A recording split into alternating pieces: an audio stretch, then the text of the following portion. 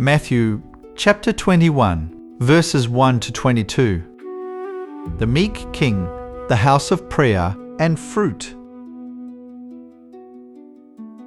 Matthew has been carrying us toward this road from the very first chapter.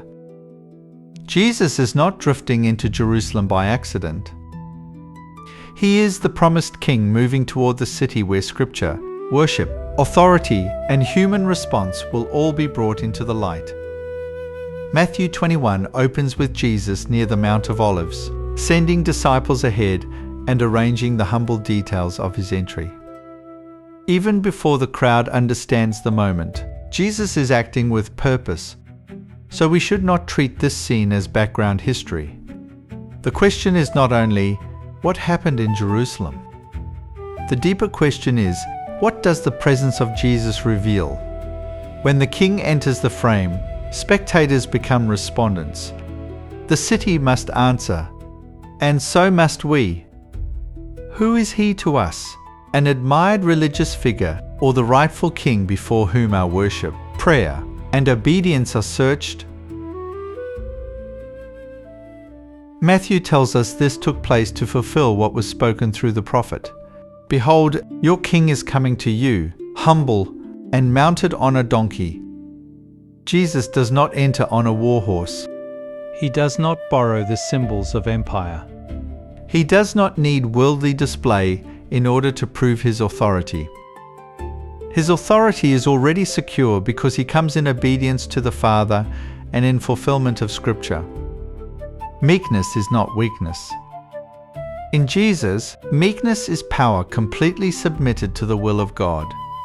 He commands the moment, directs his disciples, fulfills the prophetic word, and still chooses the lowly path. This is the King who will conquer not by grasping, but by giving himself. He is gentle, but he is not fragile. He is humble, but he is not uncertain. He is royal, and his kingdom comes by obedience, suffering, mercy, and holy love. The crowd spread their cloaks on the road, others cut branches, and they cry, Hosanna to the Son of David. Blessed is he who comes in the name of the Lord. These are not random words. Hosanna is a plea that means save, we pray, and it becomes a shout of praise. Son of David points to the promised royal line. The people are saying more than, welcome. They are touching the hope that God's King has come. Yet Matthew keeps us honest.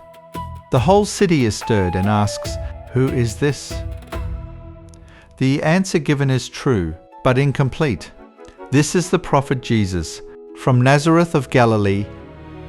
He is a prophet, yes, but he is more than a prophet. He is the promised King. This searches us. We can sing true words and still hold back surrendered hearts. True praise must become true allegiance. Jerusalem was stirred. The city felt the disturbance of Jesus' arrival. But being stirred is not the same as being surrendered.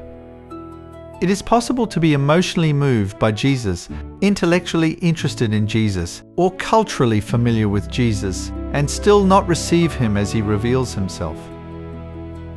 The crowd's answer contains truth, but it does not yet carry the full weight of his identity and claim.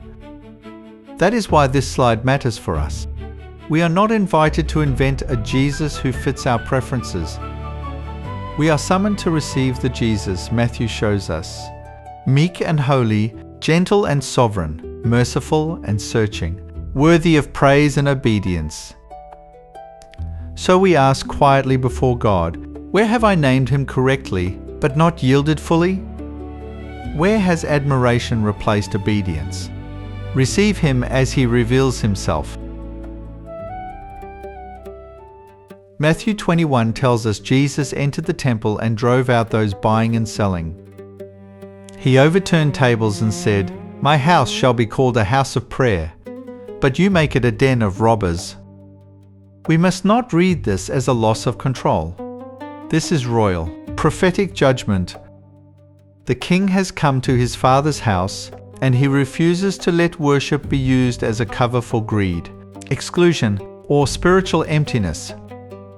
Notice what Jesus names as the temple's purpose: prayer, not image, not religious traffic, not activity for its own sake. Prayer is dependence, repentance, communion, and trust before God. A worshipping people must be a praying people. When our worship becomes crowded with self-interest, performance, noise, or profit, the presence of Jesus exposes it. But his cleansing is not destruction for destruction's sake. He clears space for dependence again. Prayer is not decoration. It is worship restored. Matthew gives one of the most beautiful contrasts in the passage. And the blind and the lame came to him in the temple, and he healed them. Jesus does not cleanse the house in order to make it cold, silent, or inaccessible. He restores it to the purposes of God. The Holy King welcomed the needy. Those who could not heal themselves came near, and he received them with compassion and power. This matters for our understanding of holiness. Biblical holiness does not push away the humble who need mercy. Holiness removes what corrupts, so that life with God may be restored. The question for us is searching: do our places of worship, our homes, and our lives make room for the needy to draw near to Christ? Are prayer and mercy visible among us? Cleansing made room for life. The children cry out in the temple, "Hosanna to the Son of David." The same royal praise heard in the streets is now heard in the house Jesus has cleansed. But the chief priests and scribes are indignant. They hear praise offered to Jesus, and instead of rejoicing, they are offended. Jesus answers them from Scripture, "Out of the mouth of infants and nursing babies, you have prepared praise. The lowly see what the proud resist. Children, the blind, and the lame become witnesses in the temple, while the learned and powerful miss the mercy and majesty standing before them." This does not mean learning is bad. It means pride is blinding. Humble praise is not small to the King. Jesus receives worship that rises from simple faith. We should ask, do we rejoice when Christ is praised by the lowly, or do we guard our pride? In the morning, Jesus sees a fig tree by the road. It has leaves, but no fruit. He speaks judgment over it, and it withers. This is not irritation over breakfast. It is a prophetic sign. In Matthew's flow, the fig tree gathers what we have already seen. A city stirred but uncertain. A temple full of activity but needing cleansing. Leaders with knowledge but without humble praise. Leaves can suggest life, but fruit reveals it. Religious appearance cannot replace obedience. Public worship cannot replace prayer. Biblical knowledge cannot replace faith. A reputation for life cannot replace repentance, mercy, and love. This warning is merciful because it exposes us before final judgment. The King who looks for fruit is also the King who heals the needy. So we do not hide from him. We come into the light and ask, "What leaf may I be using to cover barrenness? What fruit is the King looking for?" When the disciples marvel at the withered tree, Jesus teaches them about faith and prayer. He speaks of believing, not doubting, and of receiving what is asked in prayer. We must hear this within Matthew's Gospel. Jesus is not giving a blank check for selfish desire. Prayer belongs under the Father's reign.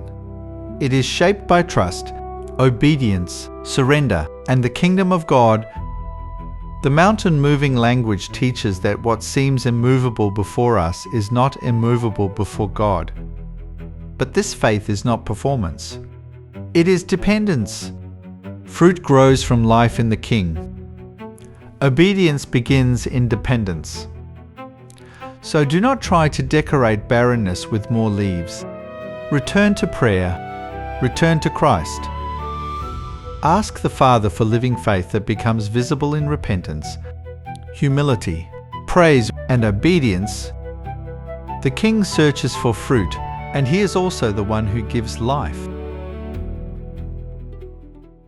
Matthew 21 calls for a whole person response. First, welcome Jesus as He reveals Himself, the meek and rightful King, the promised Son of David, the one who fulfills Scripture, receives praise, restores prayer, heals the needy, and searches for fruit. Do not stop at admiration. Bow before Him in faith. Second, name one leaf. Where is their outward appearance without the fruit of obedience, mercy, repentance, prayer, or praise? Third, restore one prayer. Let confession, thanksgiving, intercession, and surrender return to the center. Fourth, pursue one fruit. Reconcile with someone. Serve a person in need. Obey a delayed command. Confess sin. Offer humble praise. Take one visible step this week. Let us pray. Father, by your Spirit, receive us as we come to Jesus the Messiah. Forgive our leaves without fruit. Cleanse our worship. Make us a praying people. Produce in us the fruit of living faith, and teach us to obey the King with gladness. Amen.